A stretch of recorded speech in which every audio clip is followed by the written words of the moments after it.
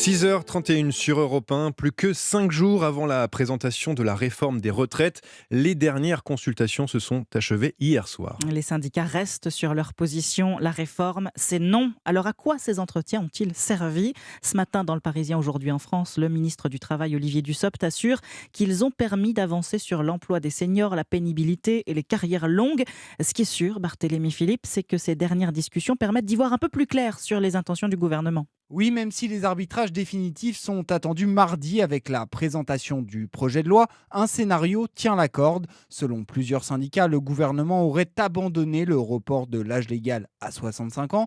Et l'alternative, justement, Cyril Chabagnier, le patron de la CFTC, en a parlé dans Europe Soir hier. Il y aura une mesure d'âge et a priori, pas beaucoup de suspense, ça sera 64 ans avec l'accélération de la loi Touraine. La loi Touraine, déjà en vigueur, doit allonger à 43 années la durée de cotisation pour une retraite à taux plein d'ici 2035. L'échéance devrait donc arriver plus tôt que prévu, mais pour les syndicats de salariés, peu importe, ils rejettent tout report d'âge et promettent au gouvernement un mois de janvier très chaud, à l'image du patron de la CGT, Philippe Martinez. On est tous déterminés à ce que cette loi ne passe pas. Et donc tout le monde a évoqué qu'il y aurait des mobilisations très rapidement durant le mois de janvier. Prochain rendez-vous mardi pour la présentation officielle de la réforme. Barthélémy Philippe du service économie d'Europe 1 a noté encore que selon le ministre du Travail, la réforme pourrait passer par un projet de loi de finances rectificative de la sécurité sociale. Notre objectif, dit-il, n'est pas de recourir au 49.3 mais de construire une majorité.